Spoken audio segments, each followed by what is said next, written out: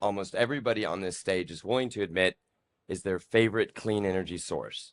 Many clean energy sources work together. We help make that conversation of working together include our favorite clean energy source, nuclear power. You are currently sitting in the Net Zero Nuclear Green Zone Pavilion here in the Energy Transition Hub. For those of you who have not been to COP before, the fact that we have a net zero nuclear pavilion here of this beauty and this generous size, yet a giant Korea hydro and nuclear power booth towers over us like a looming nuclear power plant. This is something that has never occurred. This is extraordinary. Several days ago, the presidency of COP hosted the first ever official Blue Zone event, celebrating the role of nuclear energy and declaring it as essential for meeting net zero goals. This is, again, absolutely unprecedented. There's a lot of cynicism out there about everything. Pick a topic, there's cynicism. There's cynicism about COP as a waste of time. There's cynicism about advocacy as any kind of thing that can make a difference. I am incredibly proud to bring to you today a panel filled with people who have made small gestures, sometimes a lot of them, and occasionally some large gestures,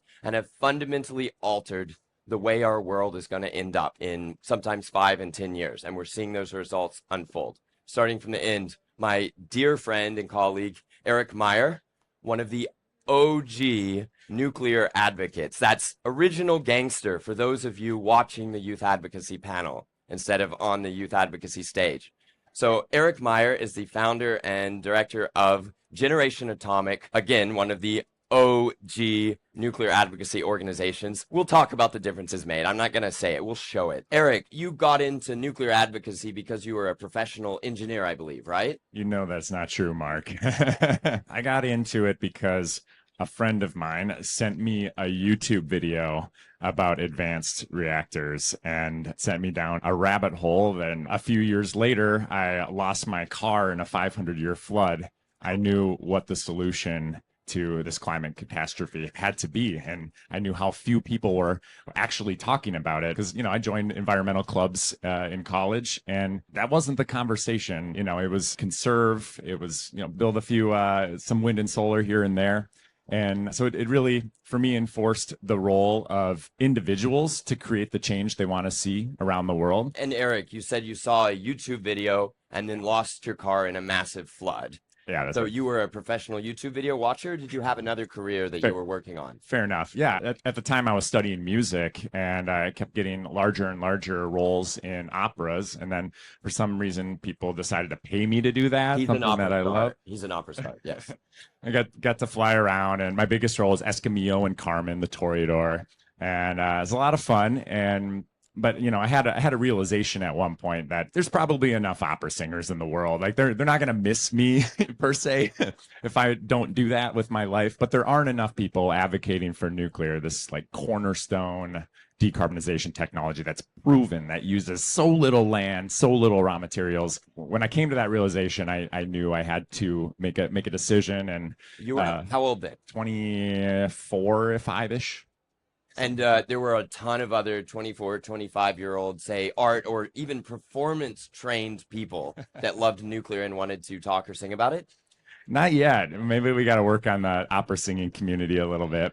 You were very early, so I'm going to add you. So we've got some actual pioneers here. We don't have the word pioneer in the title of this, but now we've got the Team Katie and Team Eric and all the people coming up behind, the scientists willing to be an advocate and now appointed to an elite, very high tier government position because of this marriage of competence and belief in the energy source. And now we have an opera singer.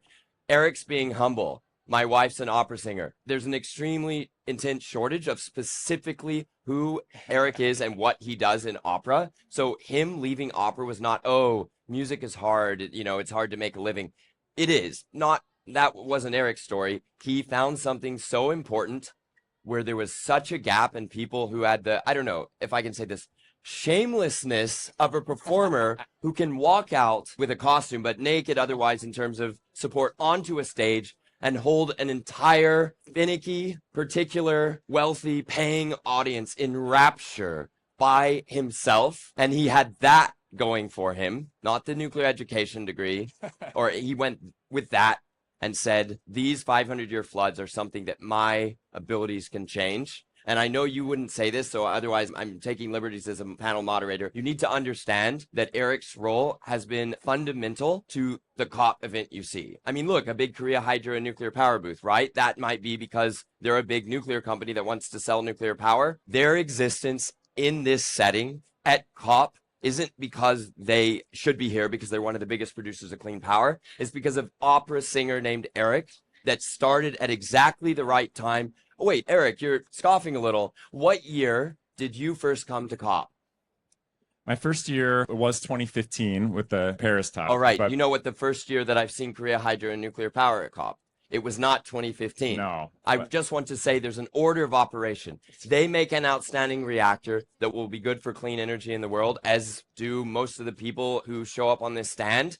This opera singer was here singing opera at COP before the rest of the industry either wanted access or found access. And we just have to sit with that for a moment. I'll say that, correlation does not equal causation necessarily. But in 2016 in Marrakesh, just a brief anecdote, I remember in the Korean pavilion, they were having a side event.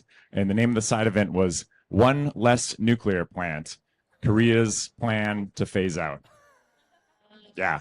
And this is a state-owned company. So if Korea's official event was getting rid of our only real source of low-carbon energy at COP about low carbon, we needed an opera singer. That same one as well. I went to the French pavilion and I was like looking around. They had a high-profile display of this new satellite that could measure methane from space, which is cool. But I asked a few people, does anyone here, do you have anything about nuclear? I don't see any displays. And they're like, I'm like, well, does anybody know anything about the French nuclear fleet, which makes almost three-quarters of your power carbon free? And they talk to each other in French for a little bit. And they're like, oh yeah, there's one guy who does, but he's on lunch right now. So we can come back later. It might be that clean energy and electricity just didn't have anything to do with climate change. Yeah, maybe that's it. Maybe that's it. Okay, so I don't want to sit here and just complain about the bad old days, but we're not that old. This isn't that long ago. This is a youth advocacy panel. You have to understand that what you're seeing is an extraordinary change, that 25% of the world's clean energy was coming from a source that was not represented at the climate change conference that was supposed to get to all clean energy. And it was not the companies or even really the scientists as scientists that changed it. It was the scientists as advocates, the opera singers as science advocates. And we're going to move on. But if you could very quietly, without disturbing anyone or showing up in the sound video, just do a little bit of internal warm up, just in case, because you never know where there will be an audience showing up.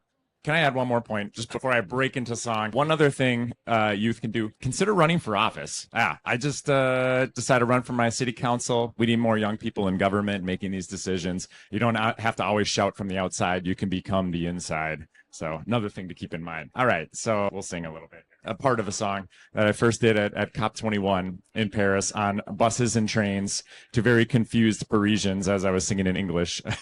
It goes a little something like this. Nuclear power holds the key to universal prosperity. It is nuclear energy we must embrace for the human race. And when we build it, history will show it was the right way to go. There you go. Thank you very much.